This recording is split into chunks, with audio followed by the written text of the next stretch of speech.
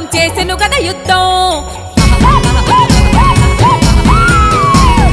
పన్ను కట్టుమని ప్రతాపరుద్రుడు హుకుం జారీ చేస్తే